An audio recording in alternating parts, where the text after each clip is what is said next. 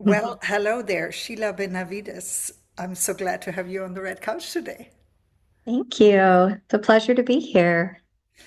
And we just established that we only know each other online. And I might have to mention why you caught my attention, Sheila, because you are such a trailblazer for helping others.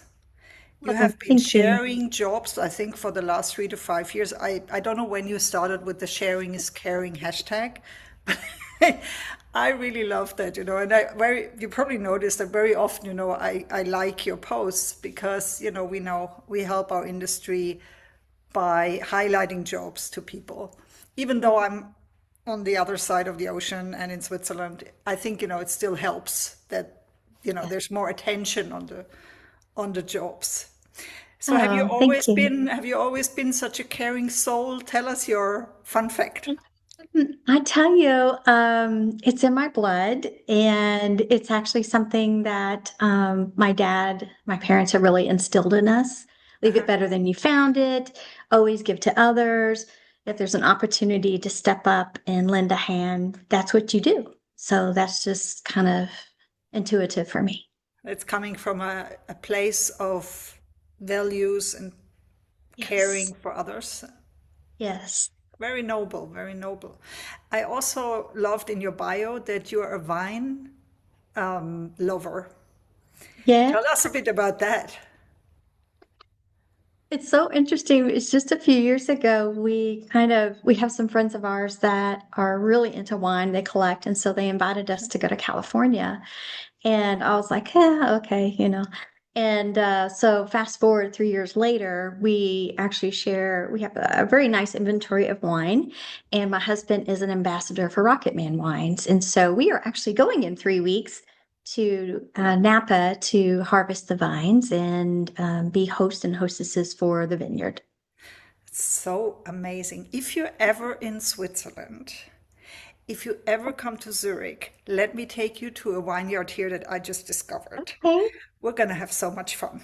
Oh my gosh, yes. And I will bring a bottle of Rocketman wine with Please, me. maybe six, if you can. They Yes. go fast in this house. It's in the name. I don't know if you know, but my name means like wine mountain. So, what can I say? Yes, it is. It I don't know if we have. I like to buy Monday night wine because I'm afraid that I'll open a bottle of something really nice when my husband's at work. So I have my own stash that it's safe to drink, when That's it's just great. me.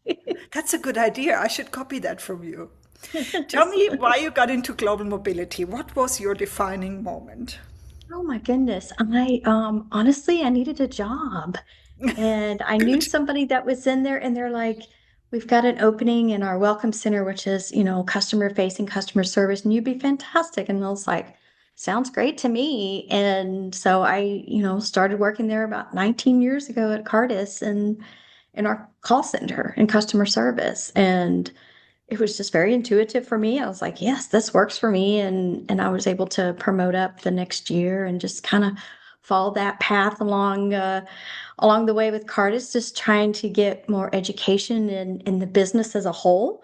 And so I've been in a consultant role, ops manager, and now I'm on the account management side to really glean that client piece. So I just need a little bit of supply chain and portfolio. Amazing. And I also saw that you're on the North Texas Board Relocation Professionals Yes, Board. Can you ma'am. tell us a bit about Yes. that group? What do you do in this group? Absolutely. We are actually a regional relocation group. And believe it or not, there are over 30 that are in the United States Oh yeah. of different regional groups all over the place. And I really just discovered this one a few years ago when my company went 100% remote because of COVID. And, I needed human connection. Hmm. And so I went to a meeting and loved it. And it's just professionals from RMCs, client base, suppliers, real estate that are involved in relocation that come together for education and connection. And then we also have a giving back component to each of our events that we do. Oh, Fantastic. And I served 1 year in the programs committee. I loved it. They put me on the board, and I do the been doing events for them the last couple of years. So. That's great. Fantastic.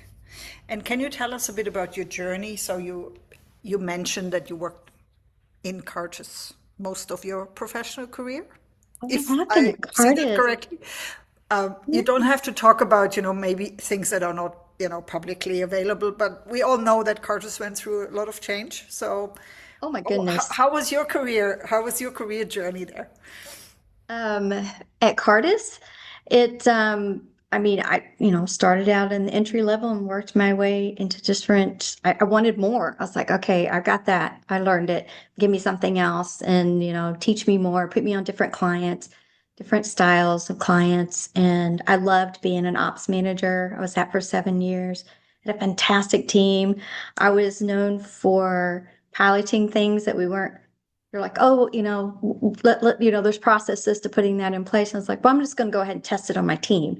And we would pilot different processes and procedures. And then I was like, here's a case study. I've already done it for 6 months. And I just loved it. And, of course, all companies went through their own challenges with COVID. And so you work with find a way to do the same work with a little bit less people. And that was a good stretch work for that. And then I had the opportunity about 3 years ago, one of my very good friends that actually was an account manager said, come work for me and be an analyst and support us, and we can do some great things together. And so I kind of support with some reports, which I'm a little bit of a nerd when it comes to things like that. But then we were able to really expand upon policy and do some creative things together in that role. And he has since moved on to sales, and so I'm getting the opportunity to stretch with some different account managers that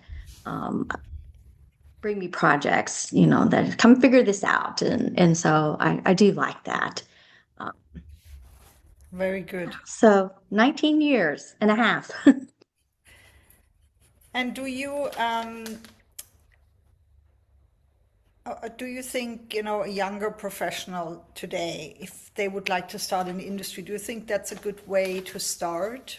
What would you tell a younger version of you? I tell you, I would really focus on the core skills. And just, your communication, analytical, that strategic thinking, technical, interpersonal, being organized. And anytime I would interview someone, I would say, great, those are your core skills. I can teach you relocation.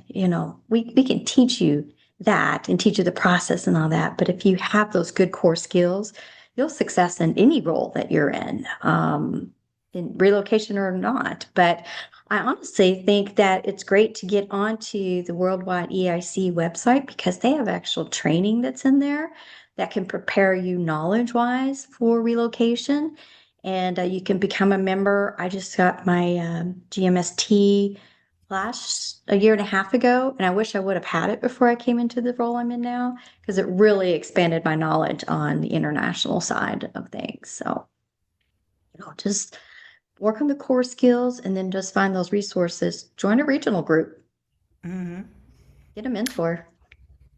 Um, I don't know if you're aware, but in Europe we have a master course at a university in Rotterdam, the Erasmus University.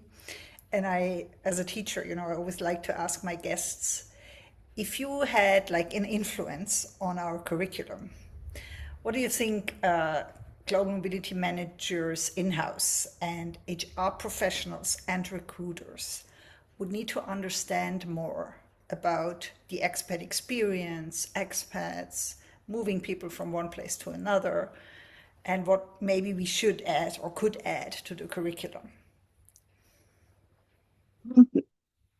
Interesting that I'm actually working on the domestic curriculum for ERC. We're kind of revamping that, but I think understanding what an expat goes through is the best thing is experience is, if you're looking to get into relocation, you have the opportunity to travel and be in another, an expat, per se, and just kind of experience what it's like to be in a new area.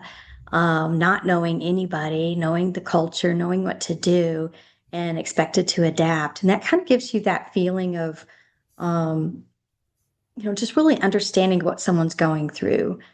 You can read the rules and the regulations and the policy in the system with that, but you also have to have that duty of care, right? You have to know that personal touch to be able to connect with someone, to Mhm. be able to really guide them through their unique scenarios and situations that they have. Yeah, that's one of my pet peeves too. I started out with my company almost 15 years ago now. Mm, And then I came up with that claim saying I'm on a mission to bring the human touch back into global mobility.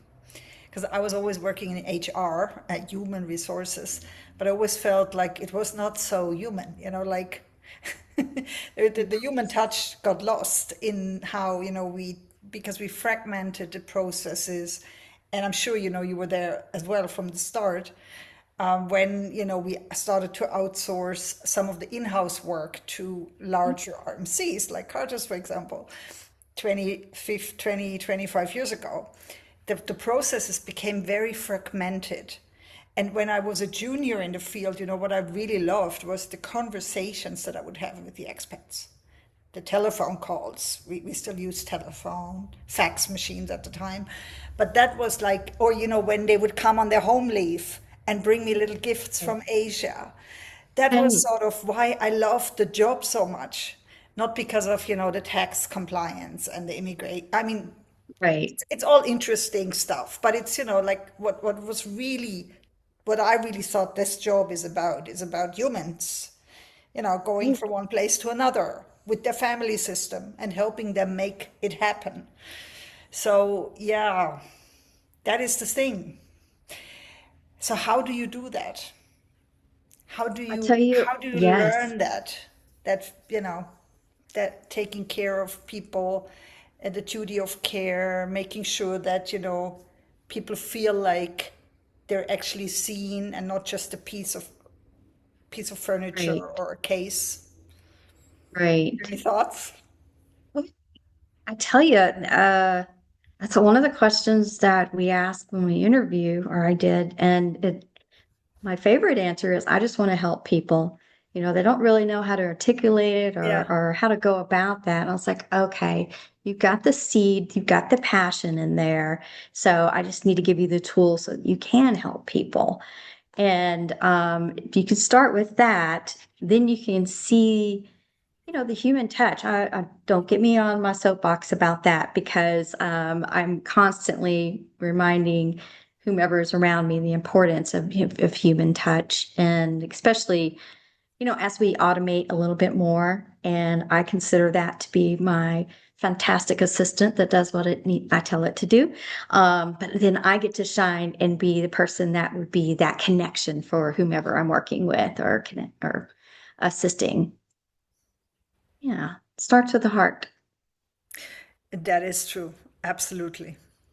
And what also starts with the heart is when we build relationships and trust, especially across cultures, countries, Yes. religions. Um, Yes. how do you do that? What's your favorite way of building trust with people, Sheila? Oh, goodness. And you brought up a really good point about, different cultures and things. And I think you need to spread your span of relationships and just go out into a place, get out of the house and then just spark up a conversation with somebody that maybe is not the same nationality as you, that's obviously from another country or just a different a path of life, and get to know them, to spark up a conversation. I met the most wonderful lady from the Ivory Coast with this beautiful French accent that I actually hired and promoted twice at Cartus because just learning her journey and what it took for her to come to the States and what she has invested, having a master's in Ivory Coast and having to redo your education in the US to be recognized, and just some of that path and journey. And that kind of puts things in perspective for you. so that you understand what others are going through. So you don't know until you get out there and explore. True, true.